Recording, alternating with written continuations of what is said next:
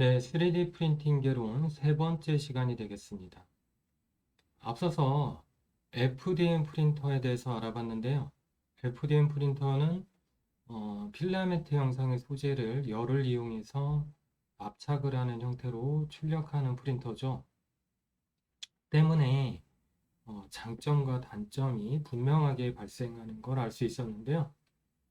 FDM의 단점이 하나 있다면 아무래도 그 출력 해상도일 거예요. 출력물이 이렇게 표면이 아주 깨끗하진 않거든요. 우리가 이제 플라스틱이라 그러면 사출로 만든 형태로 많이 생각을 하니까 거기에 비해서 이제 좀 떨어진다고 느끼는 거죠. 물론 이제 꼭 그럴 필요는 없지만, 네, 그래서 이제 두 번째로 알아볼 방식이 바로 이제 액체를 이용해서 출력하는 프린터가 되겠습니다. 표를 잠깐 다시 보시면 액체를 이용해서 출력하는 방식이 여러 가지가 있어요. DLP, LCD, SLA, 그리고 이제 폴리젯, MJP 뭐 이렇게 여러 가지가 있네요. 네, 이 프린터들은 특징이 액체로 된 소재면은 다 출력을 합니다. 물론 이제 방식에 따라서 소재가 좀 달라지는데요. 특이한 게 하나 있는데 왁스류도 출력을 할 수 있대요. 이 왁스라는 거는 이제 주얼리 옆에 이제 이미지에 나와 있죠. 네, 이 주얼리 쪽에서 많이 쓰이는 출력 방법인데요. 금속을 바로 출력하면 깨끗하지가 못해요.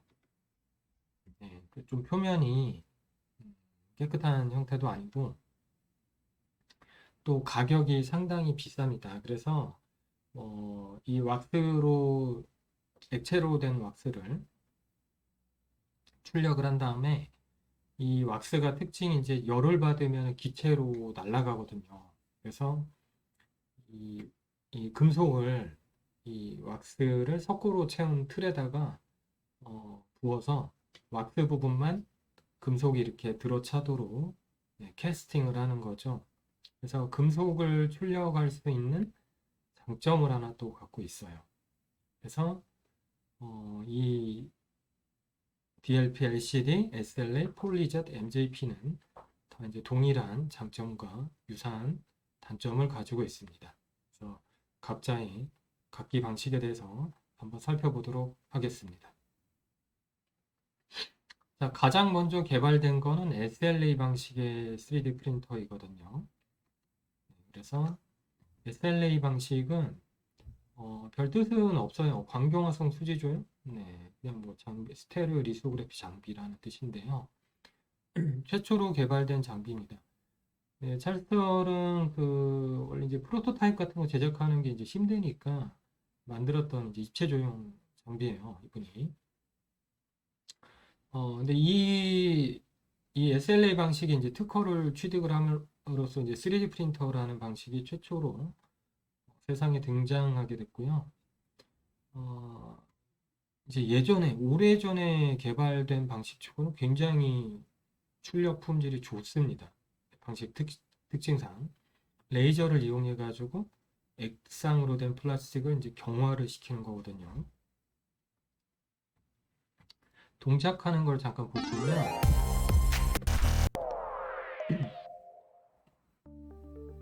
Stereolithography is a rapid prototyping process used to create parts from 3D 네, CAD 스테레오 data in a matter of 리소그래피 hours. 아파터스의 약자인 SLA is a SLA highly 방식은 accurate additive manufacturing process and may also be referred to as rapid 보시면 prototyping or 3D printing. Models created with this technology are typically used as 네, concept models, 그 for form and fit 광경화성으로 studies, 된 or as master 광경화성 액체 patterns for molding 소재를 techniques. 레이저를 The SLA 이용해 process 가지고 begins when CAD 경화를 data is sliced 시켰습니다. into thin cross-sections or 방식이 layers, 프린터예요. typically about 6,000ths of an inch thick. This 특징이 data is then 이 transferred 레이어 to an 하이트, SLA additive 레이어의 manufacturing 두께가 system 굉장히 containing a vat of 얇습니다. UV curable photopolymer. 가로 세로 축도 굉장히 정밀하게 제어가 되는데요. The machine 이유는 begins to build the part one layer at 레이저는 a time. 반사경을 이용해서 이렇게 움직이기 때문에 굉장히 Each 정밀하게 layer is 조형을 해줄 constructed 수 from an 있죠. ultraviolet laser that is directed by X and Y scanning mirrors. 자, 그리고 또 프린터를 FDM처럼 좀 크게 만들 수도 있어요. As the laser traces the cross section on the 만들 때 surface of the resin, the 그러면 이제 liquid 아주 크게 material is 늘어나지 hardened 않습니다. on contact. Once a layer is 대신에 complete, the build 액상 platform 소재 is 자체가 indexed down to 비싸서 make room for the next layer. 대형 출력물들은 A 아까 recoater blade 말씀드렸지만 moves across the 소재가 surface, 비싸면 ensuring a thin 부담스럽고 coat of fresh liquid resin is evenly spread over the object. The 근데 laser continues 액상 to trace 프린터들은 and 이제 form 액체로 each 된 layer atop the 소재를 previous layer, 쓰잖아요. building from the bottom 근데 up. 액상 플라스틱 소재들이 FDM에서 쓰이는 필라멘트에 비해서는 3배 정도는 비싼 The 가격이에요. completed part is then carefully removed from the liquid and 근데 separated 액상 from the 소재도 platform. A chemical 최근에는 bath 이제 removes 많이 excess 쓰다 resin, 보니까 and the part is cured 가격이 in 많이 an ultraviolet 좋아졌어요. oven. Any support 보시면 structures 출력이 are 끝나면 removed at this time. 표면에 묻은 소재를 닦고 경화를 하고 With 이런 numerous 작업을 hand 또 sand- 해줘야 돼요. 때문에 장점도 있고 단점도 있습니다. 이 SLA가. SLA는 여기 이제 표에 잠깐 보시면 레이어 하이트가 0.0125도 많이 써요. 매우 높은 치수 정밀도를 가지고 있습니다. 지금 보시는 프린터 중에 가장 정밀한 편이에요. 그리고 출력물의 접합 강도도 매우 강하고 레이어끼리 붙여 놓으면 레이어끼리 강도가 떨어지거든요. 그 자리가 떨어져 나갈 수가 있어요. 근데 SLA 같은 경우는 접합 강도도 매우 좋고요. 왁스 캐스팅도 가능하고 왁스 출력이 되니까 여러 가지 장점을 가지고 있습니다. 우리 모르는 사람들이 처음에 SLA로 만든 제품을 보면 사출하고 별로 구분이 잘 안 가요. 그 정도로 정밀한데 단점이 있죠. 후처리가 불편해요.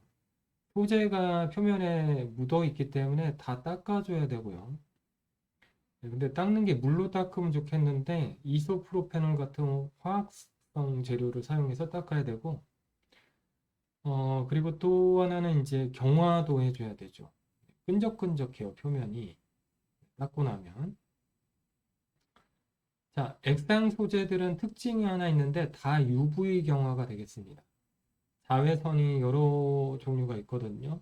자외선 파장이 조형용이라고 3D 프린터에서 쓰는 것도 있고요. 380에서 한 405 나노미터 정도 돼요. 그리고 우리 자외선 살균할 때도 쓰잖아요. 살균용도 있고 또 치료용도 있어요. 의료용으로 쓰이는. 근데 이제 3D 프린터에서는 그 조형용 파장을 이용해서 사용을 합니다. 자, 그래서 다 좋은데 후처리가 좀 불편한 게 있고 장비의 가격이 세요. 장비가 좀 레이저가 들어가면 아주 싼 거는 잘 안 나옵니다. 이제 조립형도 나오는데 그래도 다른 방식보다는 가격이 높은 게 흠이에요. 그래서 그게 좀 아쉽습니다. 크기에도 장점을 가지고 정밀하고 그렇기 때문에 산업용으로 가장 많이 쓰이는 방식 중에 하나예요. SLA가. 자, SLA가 과거에는 좀 비쌌기 때문에 DLP가 이제 대안으로 이제 나왔었는데 DLP 방식을 잠깐 볼까요? 그리고 자, DLP는 그 레이저를 대신에 그 자외선 광 매개체를 레이저가 아니라 우리 프로젝터 있죠. 프로젝터를 쓰는 거예요. 자, 작동하는 거 제가 보면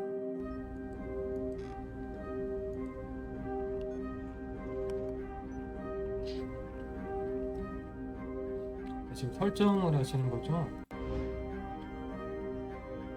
물론 이게 복잡하게 설정한 건 아닙니다.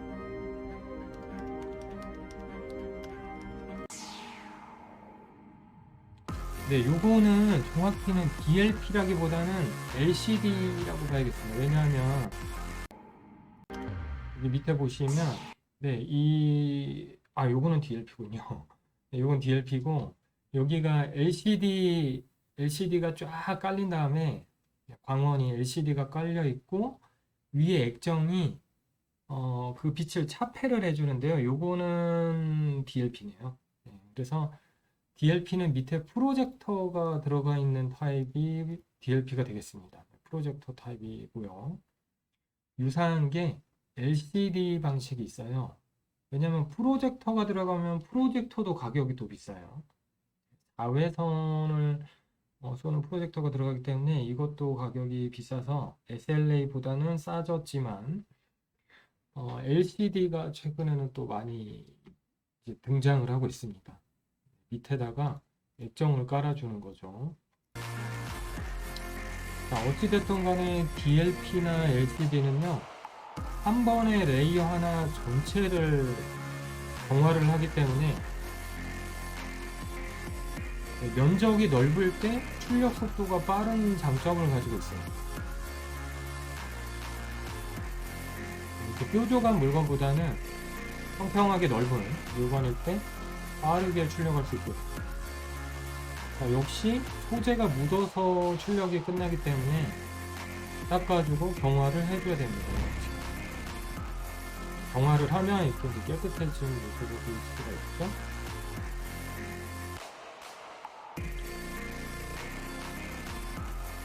자, DLP는 SLA와 다르게 레이어 하나를 전체를 조형을 할 수가 있어요.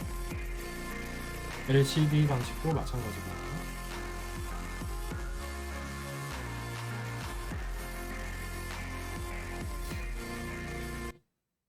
자, 그래서 이 DLP 방식 같은 경우는 사실 이제 그 프로젝터 우리 생각하시면 강의할 때 쓰는 프로젝터, 뭐 영화 볼 때 쓰는 프로젝터 생각하시면 화면이 계속 커지면 어떻게 될까요? 화면이 계속 커지면은 네, 화면이 이렇게 계속 커지다 보면은 픽셀도 점점 커지니까 해상도가 떨어지게 되겠죠. 그래서 DLP 방식의 장점은 SLA보다 싸졌다는 건데 액상 출력을 할 때요. 근데 이제 단점은 베드가 우리 출력할 때 요 베드 사이즈가 정해져 있거든요. 근데 요게 그 프로젝터의 해상도에 딱 비례해요. 그래서 보통 한 10cm에서 아주 정밀하게 출력하는 건 10cm에서 베드가 20cm 정도로 나와요. 큰 게 없죠. 그래서 DLP의 단점은 출력 크기가 되겠습니다. 억지로 무한정 늘리는데도 좀 한계가 있어요. 그래서 LCD라는 게 이제 LCD 방식이 이제 최근에 나오는데요. 그거를 이미지로 잠깐 한번 찾아볼게요. LCD 방식의 이미지가 가진 게 제가 있을 것 같아요. 여기 있다. 좀 확대를 해서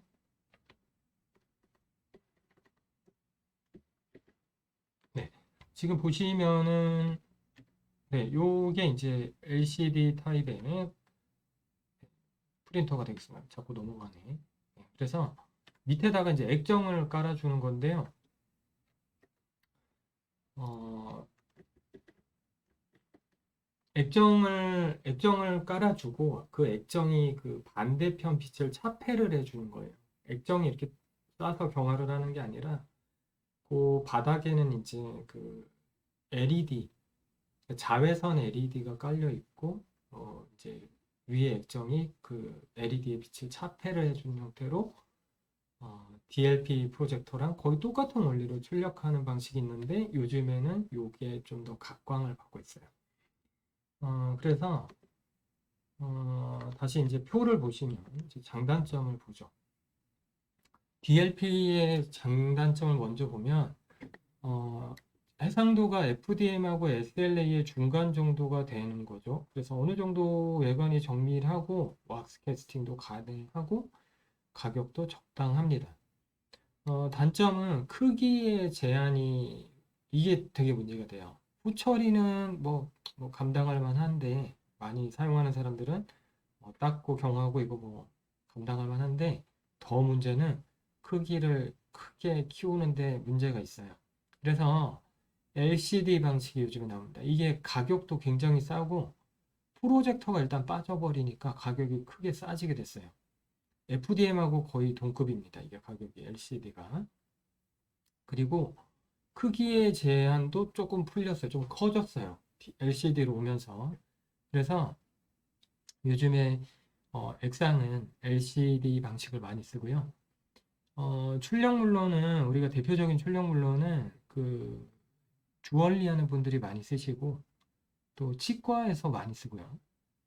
또 폭에는 좀 제약이 있지만 위아래로 출력할 때는 제약이 없거든요, 별로.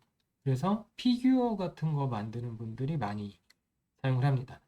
아무튼 간에 SLA가 비싸서 쓰기 어려운 사람들 입장에서는 LCD, DLP 타입이 이제 대안이 될 수 있는 거죠.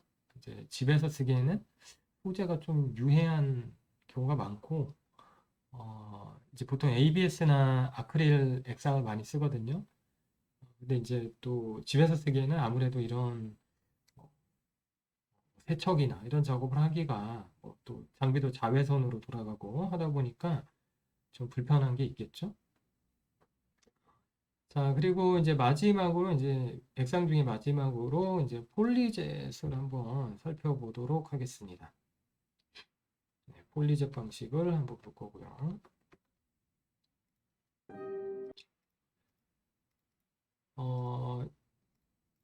네, 폴리젯은 원래는 이스라엘의 오브제사에서 처음에 개발했던 제품인데요.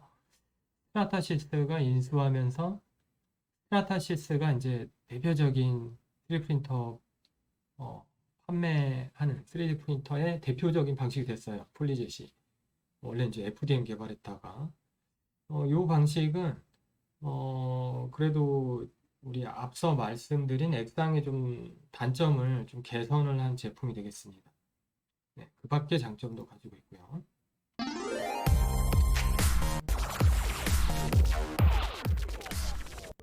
Polyjet 자, is a layered 폴리젯은 보시면 위에 Polyjet 우리 is a 잉크젯 layered 2D additive 프린터 있죠? manufacturing 그런 technology 유사한 used to develop 잉크젯 plastic 헤드가 왔다 prototypes 갔다 하면서 from 3D CAD data. 잉크젯 This rapid prototyping 헤드에서 process uses inkjet 액상으로 된 technology 플라스틱을 combined with 잉크처럼 UV curable 뿌려대는 materials 방식이에요. to quickly and 그리고 economically 뒤에 이제 produce 빛, highly detailed and 반짝반짝거리는 빛이 accurate physical 쫓아다니는데 이게 prototypes. UV 토너가 되겠어요. Polyjet is one of the fastest prototyping 자외선이 processes 바로 available to 경화해 develop 버리는 high 거죠. precision physical parts and is ideal for 때문에 smaller 좀 parts, 취급이 좀 appearance models, 청결해요. and 앞서 master 보신 patterns. 액상보다는 좀 편하게 쓸 수가 있고요. The Polyjet process begins by slicing CAD data into cross sections or layers as thin as 6/10,000ths 그래서 of an inch. 이 방식 같은 경우는 네, 뭐 레이어 하이트도 그냥 DLP LCD랑 비슷한데 크기를 좀 키울 수가 있고요. 앞서 보신 방식보다는 베드를 좀 크게 만들 수 있는 거죠. 그리고 가장 큰 장점은 뭐냐면 청결성이나 이런 거보다 소재를 여러 가지로 혼합할 수 있다는 거예요. 네, 이 소재를 지금 막 소재를 뿌리잖아요. 우리 잉크젯 컬러 프린터처럼 여러 가지로 혼합할 수 있는 특징을 갖고 있어요. 왁스 출력도 할 수 있고요. 이렇게 여러 가지로 혼합할 수 있는 장점을 가지고 있습니다. 그래서 다시 이제 표를 보시면 폴리젯을 왜 잉크젯 방식이라고 부르는지는 아시겠죠? 잉크젯 헤드가 들어가서 그런 거고요. 외관 정밀도는 이제 DLP LCD랑 뭐 비슷한 정도인데 풀 컬러로 된 색상을 구현할 수가 있어요. 그리고 후처리가 편리하고 경화가 끝나서 나오니까 그냥 물로 서포트로 썼던 왁스 같은 거를 이제 뭐 닦아내거나 뭐 그 정도거든요. 자, 쓰면 참 편할 것 같은데 네, 큰 단점이 있습니다. 단점이 또 치명적인 게 있는데 특허도 가장 늦게 끝났고 또 이제 폴리젯을 판매하는 회사가 두 군데 있잖아요. 네, 소재를 다른 데 걸 쓸 수 없게 해놨어요. 그래서 상당히 소재가 고가입니다. 1kg에 우리가 FDM 필라멘트가 한 2만원 돈 한다면 2만원 초반대 정도 한다면 뭐 우리나라 한 22,000원 이렇게 하는데요. 그 폴리젯의 소재들은 1kg에 40만원 돈이에요. 그러니까 뭐 엄청나게 비싼 거죠. 왁스보다 더 비싼 것 같습니다. 왁스가 비싼 소재인데 1kg에 이 반지 만지는 왁스가 반지를 만들어주는 왁스가 한 20은 아니고 한 30만원 돈 되거든요. 근데 이 폴리젯 방식이 소재가 비싸다 보니까 일반 개인이 쓰기는 굉장히 어렵고요. 장비 자체도 또 비싸고 유지 보수도 굉장히 어려워요. 잉크젯 헤드 고장 나면 거의 뭐 갈아야 됩니다. 헤드를. 이 헤드 값만 해도 상당히 뭐 100만 원 넘어가는 헤드이기 때문에 유지 보수하는데 돈이 많이 듭니다.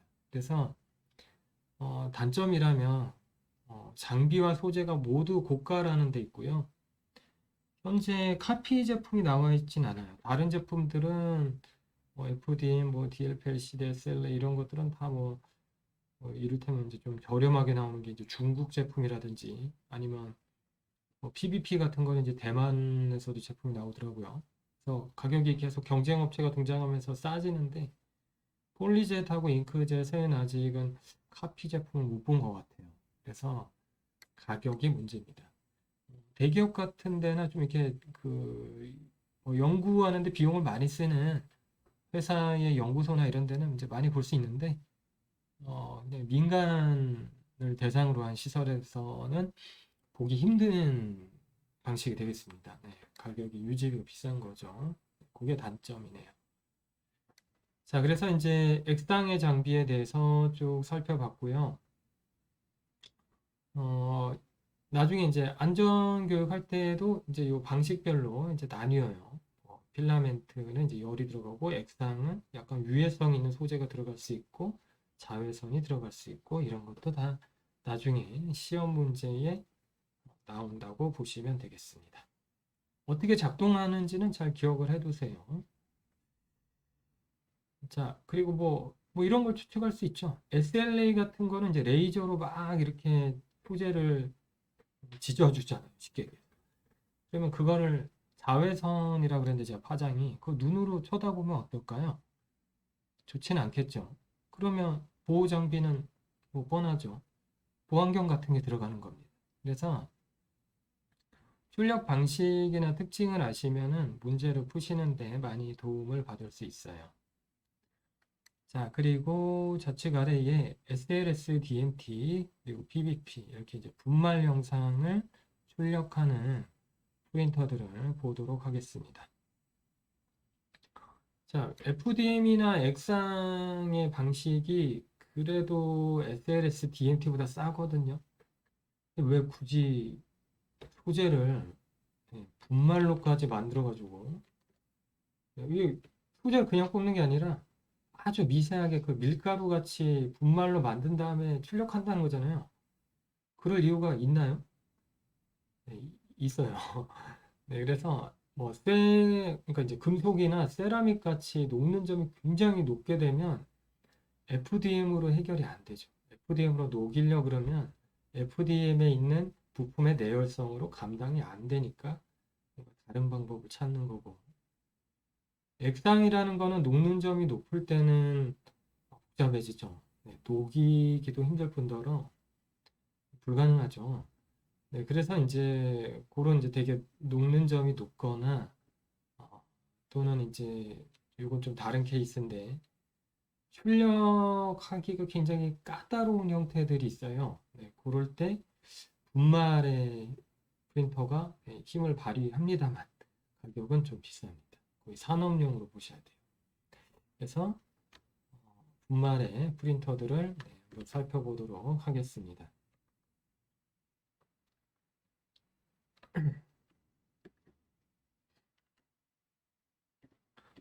자, 분말을 이제 PBP하고 SLS로 나누어 볼 수 있는데요. 좀 다릅니다. SLS는 셀렉티브 레이저 신터링이라고 사람들이 이제 신터링이라고도 많이 부르는데 이것도 명칭이 많아서요. DMT도 있고 DMLS도 있고 만드는 회사마다 명칭이 다른데 보편적으로는 이제 신터링이라고도 해요. 소재를 가루로 만든 다음에 이제 녹여서 출력하는 거죠. 녹이는 방법은 레이저가 동원이 됩니다. 그래서 레이저가 동원이 돼서 우리가 형상을 원하는 위치만 녹여가지고 출력을 하는 건데요. FDM처럼 레이저가 왔다 갔다 해서 필요한 부분만 녹인다. 그래서 셀렉티브 레이저 신터링 이렇게 불러요. 그래서 이 SLS의 특징은 소재를 가리지 않는 편입니다. 거의 모든 소재를 출력할 수 있고 플라스틱 같은 거는 액상이나 FDM을 뽑으면 단가도 좋고 여러모로 장점이 많잖아요. 그래도 SLS로 뽑을 때도 있어요. 이를테면은 플렉서블 소재 같은 거. 말랑말랑한 소재는 FDM으로 출력하면 낭창거리거든요. 그 노즐하고 출력물이 맞닿으면 마찰이 있어서 좌우로 막 흔들거려요. 근데 SLS는 직접 출력할 때 그 레이저가 닿는 게 아니라 이렇게 멀리서 쏘는 형태잖아요. 그래서 뭐 플렉서블 소재도 출력이 용이합니다. 다만 장비가 상당히 이제 고가인 거죠. 자, 우리 산업 전시회 같은 데 가면 다른 거는 다 여러분들이 찾아서 아 이건 3D 프린터구나 알 수 있는데 SLS는 못 알아봐요. 잘. 왜냐하면 레이저 파장이 엄청나게 세기 때문에 이게는 이제 그 사람이 이제 다쳐도 안 되고 안구 보호를 해야 되니까 이렇게 밀폐돼 있거든요. 이거 보면. 그래서 여기 보시면은 이 구멍이 이제 출력하는 거 들여다보는 구멍이에요. 구멍이 아주 작고 어둡게 돼 있어요. 보시면. 그래서 돌아가는 거를 한번 보시면 금속이죠. 금속 가루를 여기는 이제 뭐 스테인리스 가루 같은 거 많이 쓰는데 금속 가루를 녹여가지고 레이어를 형성을 하고요. 하나의 레이어 출력이 끝나면 그 가루를 얇게 펴 올려서 얇게 펴 올려가지고 두 번째 레이어를 이제 격층을 하는 거죠. 그렇지.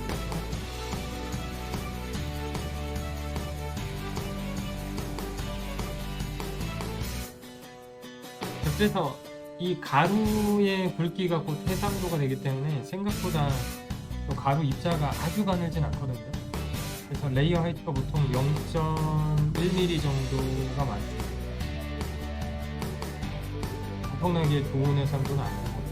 근데 금속 같은 경우는 되게 이제 다이캐스팅, 알루미늄 다이캐스팅은 이제 해상도가 상당히 좋지만 주물사를 이용해서 조명을 띄기 때문에 그거에 비하면은 SLS가 훨씬 해상도가 좋아요. 또 앞서 말씀드렸지만 금속이지만 속을 비워서 출력할 수 있어서 굉장히 가볍게 만들 수 있어요. 자, 그 분말 방식의 단점이 뭐냐면 출력이 끝나면 깃털이도 문제고 이 분말이 그 레이저랑 경계에 있는 놈들이 있을 수도 있고 떨어져 있을 수도 있고 그래요.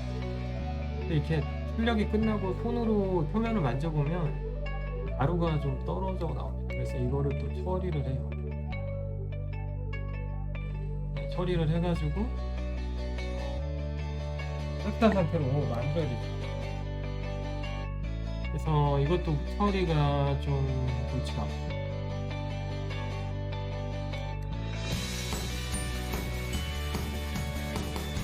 아무튼 금속이나 세라믹이나 유리 같은 거를 출력할 수 있다는 데 대단한 장점을 가지고 있어요. 그리고 또 이제 재밌는 특징이 하나 있어요. 잠깐만요. 네.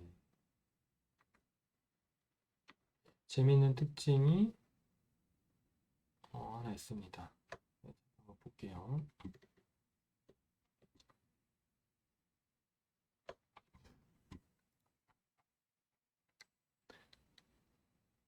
뭐냐면요. 아까 말씀드린 이제 플렉서블 소재를 출력할 수가 있죠. 근데 이제 FDM으로 출력하는 경우에는 입체 모양으로 이제 올라갈 때 낭창거리게 돼서 제 출력물이 깨끗하지가 못해요, 사실. 이거 잠깐 볼게요. 네, 요거는 이제 그 플렉서블 소재인데 SLS도 그 프린터를 이용해가지고 우레탄을 출력하는 걸 거예요. 그래서 이제 신발의 밑창은 이제 제작을 해주는 건데요. 자, 이 꽤나 복잡한 형태지만 FDM 같은 걸로 출력하기가 어렵거든요. traction. 신발의 Next, 밑창이 we take 디자인이 that 좀 data and 복잡해요. we process it through a proprietary means to 복잡하죠. generate 이렇게 geometry that 복잡한 matches the 형태도 athlete's SLS는 performance. 쉽게 뽑을 수 있는데 We're 이유가 able to turn around a part, 그 collecting the data, 밑바닥에 있는 scanning it, 가루가 and then 서포트 printing all 역할을 within 합니다. about a 받침 6-hour 역할을 해서 So we 별도로 were 막 able to give him 4 서포트나 versions 부가 that he can 출력물을 then test 생성을 and say 하지 which one does 않더라도 feel the best with him. You can 원래 see it. 형태 He 그대로 delivered the 그것만 second 뽑아도 generation 되거든요, of his athletes. SLS는. 그래서 Recognize that, oh wow, they 출력을 listened 할 to what I 때 said. 제약 조건이 별로 없는 편입니다. The real eye-opening moment is if you have somebody like 그래서- Jack run in the shoe. 잠깐 딴 거를 봤고요. 자, 그래서 다시 표를 보시면 SLS DMT 같은 경우는 장점은 이제 소재에 있는 거죠. 서포트도 필요가 없고. 단점은 굉장히 고가입니다. 레이저로 아까 보신 속도로 금속을 막 녹여주려면 얼마나 출력이 세야겠어요. 그래서 SLA에 보통 한 20배에서 100배 정도 출력을 갖고 있습니다. SLS 프린터에 들어가는 레이저 엔진이. 그래서 그 장비가 상당히 고가로 나오고 있어요. 개인이 쓸 일이 없다라는 거죠. 개인들이 그러니까 이제 그냥 일반인들이 그러니까 사업하는 사람들 말고 금속을 출력할 일이 있잖아요. 그러면 그 액상 소재를 출력하는 이제 프린터로 왁스를 출력해서 간접 출력 제작하는 방법이 있고, 또 하나는 FDM도 비슷한 방법이 있습니다. FDM으로 그 가루, 그 쇳가루랑 그 플라스틱을 혼합해서 압출한 필라멘트로 출력을 한 다음에 이제 구워가지고 녹여서 금속을 이제 캐스팅하는 방법이 있거든요. 그래서 SLS는 이제 기계 가격이 비싸면 출력물의 단가도 비싸지기 때문에 그렇게 아주 큰 회사나 어떤 목적이 있는 부품을 제작하는 데가 아니면 개인들은 잘 안 쓰는 방식 되겠습니다. 반면에 이제 PBP라는 재미있는 방식의 프린터가 하나 있는데요. 장점은 뭐라고 나와 있나요?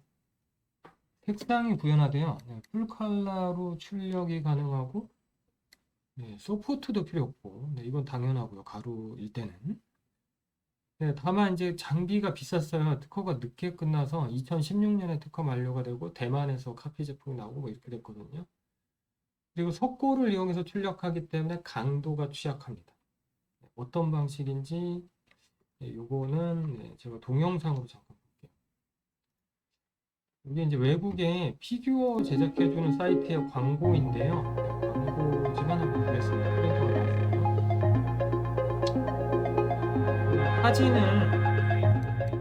사진을 찍어서 보내주면 3D 형태로 이미지를 이용해서 변환을 하고요. 이게 스캐너의 원리랑 똑같은데요.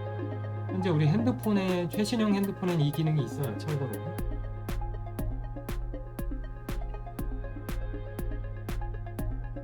피규어를 직접 이렇게 주문자가 데이터를 입력해서 만드는 사이트인데요. 가격이 좋은 편입니다. 모델링이 이렇게 자동으로 되니까 가격이 좋죠. 자, 요게 바로 잠깐 멈춰볼까요? 이게 바로 이제 그 PBP라고 불리는 이제 석고 프린터예요. 요거는 이제 석고를 바닥으로 가루 소재로 깔아주고 그 위에는 이제 잉크젯 헤드가 지나가면서 컬러 소재로 뿌려주는 거예요. 그래서 그 소재가 석고니까 액체를 받으면 이제 붓는 거죠. 액체가 이렇게 붓게 되면 이제 붓게 돼서 석고 자체는 강도가 너무 없기 때문에 지금 보시는 것처럼 접착제를 이용해서 이제 굳혀줍니다. 한번. 그래도 강도가 없어요. 이게 이제 땅에 떨어뜨리면 퍽 하고 깨져요.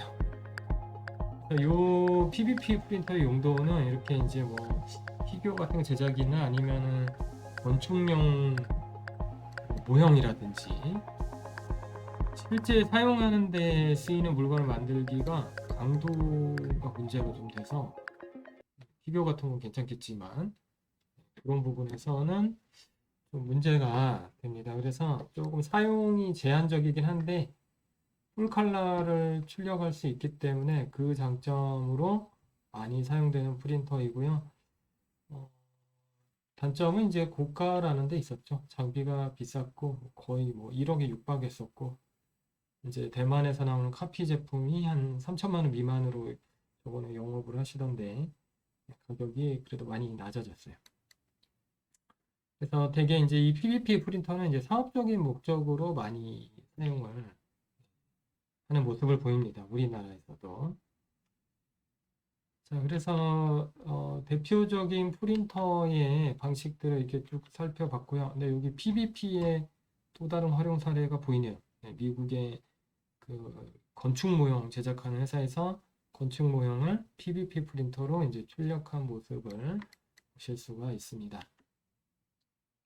자, 그래서 요 그 3D 프린터 방식하고 소재에 대해서는 시험에 아주 잘 나오기 때문에 당연히 알아두셔야 되고요. 그리고 소재는 제가 아까 말씀드렸지만 어떤 형상으로 가공되어 있어서 어떤 방식의 프린터로 출력이 되느냐, 네, 요거를 잘 알아두시는 게 좋겠습니다. 자, 그리고 저희가 그 이론 마지막 시간에 열 가독성 소재에 대해서 쭉 설명드릴 건데, 그 전에 이제 하나 또 아셔야 될 게 소재, PLA와 ABS 소재가 되겠습니다. PLA 같은 경우는 이제 안 나와 있죠. PLA, ABS는 여기 보시면은 PLA, ABS 어디 있나요? 안 나와 있잖아요. 그쵸? 여기 나왔다. PLA 보이고 뭐 ABS도 보이고 FDM으로 ABS도 뽑고 뭐 다 뽑습니다. 열 가소성 소재는 ABS가 열 가소성 소재 하나니까요. 뽑는데 PLA가 보면은 FDM 말고 딴 데는 잘 안 보이죠? 이 두 개를 구분을 하는 문제도 좀 나올 수 있고 출력 온도도 다르고 네, 그 특징이 이렇게 요약이 되어 있죠. 네, 요것도 100% 해드릴 거예요. 그래서 EBS와 PLA가 현재 FDM에서 가장 많이 쓰이는 프린터가 FDM인데 FDM에서 가장 많이 쓰이기 때문에 오늘은 PLA, ABS 정도만 알아두시고 소재는 마치면 되겠습니다. 네, 그래서 일반적인 3D 프린팅 소재는 여러분들이 흔히 보시는 건 PLA일 거고요. 싼 거 좋아하는 분들은 이제 ABS를 쓰는데 ABS랑 PLA는 태생이 달라서 PLA는 옥수수 전분을 이용해서 친환경적 제조 방법으로 만든 바이오 플라스틱이에요. 락틱 애시드가 유산이란 뜻이잖아요, 원래. 폴리락틱 애시드니까 이름에서부터 네, 바이오 플라스틱이겠구나 이렇게 좀 생각이 듭니다. 일정한 온도와 조건이 되면 생분해되는 특징도 가지고 있어요. 네, 그래서 플라스틱이 분해되는 거에 비해서는 월등히 분해가 잘 됩니다. 그냥 일반적인 환경에서 분해되지는 않아요. 그렇다고. 그래서 이제 PLA로 우리가 이제 실습할 때는 많이 쓸 거고요. ABS는 뭐 우리가 알고 있는 그 ABS예요. 그 레고가 ABS죠. ABS 같은 경우는 이제 화학적인 방법, 석유로 베이스로 그 중합을 해서 제작이 된 소재이기 때문에, 제조된 소재이기 때문에, 우리가 일반적으로 아는 특징을 갖고 있습니다. 두 개가 구분은 안 되는데, 살짝 태워보시면, ABS는 그 타이어 타는 냄새 같은 게 나고, PLA는 시큼 달달한 냄새가 나요. 그렇게 정도 구분이 되고, 출력할 때 보면 설정이 많이 달라요. 출력 온도가 일단 확 다르죠. 그래서 소재 두 개를 착각해서 출력한다면 예를 들면 ABS를 PLA인 줄 알고 210도로 해서 출력하면 노즐에서 토출이 잘 안 되고 반대로 이제 PLA를 ABS인 줄 알고 240도로 출력하면 너무 ምህ게 나오면서 기포도 생기고 그런 모습을 볼 수가 있어요. 출력 품질이 역시 안 좋아지겠죠. PLA는 뭐 다 좋은데 가장 나쁜 점은 이제 내열성이 너무 떨어져요. 실제로 쓰기에. 그래서 이제 PLA에다가 다른 소재를 이제 섞어서 팔기도 하고요. 내열성을 조금 강화시켜서. 네, 그러면 이제 친환경적인 특성은 좀 없어집니다. 그래서 PLA의 장점은 친환경적인 특성과 수축이 굉장히 낮아서 출력이 아주 편하다라는 거고요. ABS는 이제 장점은 내열성이 좋은 편이고 가격도 싸고 PLA보다 가격이 싸요. 그리고 강도, 출력했을 때 접합 강도, 레이어 접합 강도도 좋고 유연하고 가공도 쉽고 뭐 좋아요. 단점, 수축률이 매우 높습니다. 그래서 출력할 때 상당히 수축을 고려해야 되고 그리고 이제 3D 프린팅에 대한 공부도 좀 많이 되어 있어야 성공시킬 수가 있어요. 안 그러면 수축 때문에 오징어처럼 이렇게 말려 올라가는 모습을 볼 수가 있어요. 네, 그래서 그 ABS는 내열성이 좋으니까 출력할 때 출력물의 표면 품질은 굉장히 깨끗합니다. PLA는 내열성이 나빠서 뜨겁게 출력하면 소재가 좀 밑으로 흐르는 경향이 있어요. 그래서 ABS가 깨끗하게 나오는 반면에 PLA는 좀 그런 맛은 떨어져요. 하지만 집에서 출력한다면 PLA로 출력하시고요.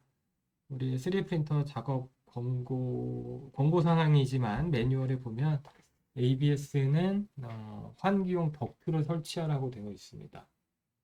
유의할 수 있다라는 거죠. 뭐 미세먼지 문제도 나왔고. 그래서 가정에서 쓰신다면 PLA를 권해드리겠습니다. 자, 이 내용은 출력편에서 사실 나오는 내용이라 시험에서 워낙에 중요하게 다뤄지니까 이제 먼저 했어요. 네, 수업을 먼저 진행을 했습니다. 일단은 출력 특성이랑 뭐 소재 간단하게 한번 알아봤고요. 우리가 이제 8회차 때 그 열가속성 수지는 자세하게 한번 살펴볼 거예요. 1시간 정도. 그리고 출력 방식은 정확하게 특징 외워두시기 바랍니다. FDM이랑 액상 소재 출력하는 것들, 분말 소재 출력하는 방식 이렇게 세 가지로 나눠가지고 알아두시면 되겠습니다.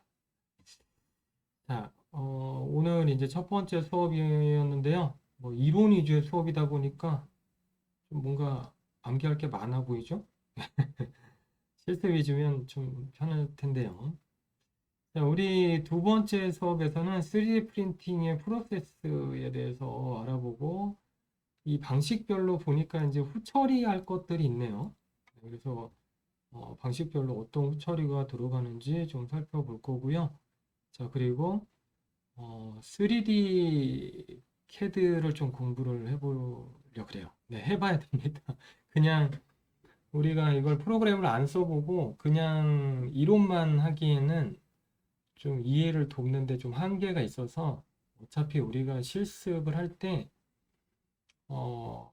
만들어야 돼요. 그쵸? 우리 저기 3D CAD 해봐야 됩니다. 그래서 우리가 이제 퓨전을 사용해서 할 거기 때문에 퓨전은 오토데스크사의 그 제품이고 오토캐드 아시죠? 네, 오토캐드 만드는 회사죠. 그래서 그 클라우드 버전으로 배포가 되고 있어서 개인이 이제 비상업적 용도로 쓰시거나 학생 같은 경우는 이제 2년, 개인은 1년, 학생은 뭐 무조건 2년이 무료 라이센스가 이제 제공이 돼요. 그래서 오토데스크에서 퓨전 360 계정 생성을 할 겁니다. 그래서 그거를 생성을 할 수 있도록 다음 주에 아마 제가 다음 주가 아니라 오늘 미리 드려야겠네요. 그래서 과제가 하나 있다면 다음 수업 때까지 오토데스크사에서 퓨전 360 계정을 한번 만들어 보세요. 네. 학생이신 경우는 이제 뭐 학생 버전으로 만들어야 되고 이게 학생 같은 경우는 2차 인증할 때 학생증을 요즘에 그 카피해서 보내라고 해요. 학생 버전으로 받으면 2년 인증이니까 더 좋거든요. 근데 그게 이제 귀찮거나 안 되시면은 뭐 일반인이시거나 뭐 교직원이라든지 그러시면은 1년짜리 이제 비상업용 인증을 일단 만들어 두시기 바랍니다. 그래도 오토데스크가 계속 연장은 해줍니다. 2년에서 딱 끝나는 게 아니라 쓰고 계시면은 뭐 이렇게 원래 이렇게 잘려야 되잖아요. 한정 인증이니까.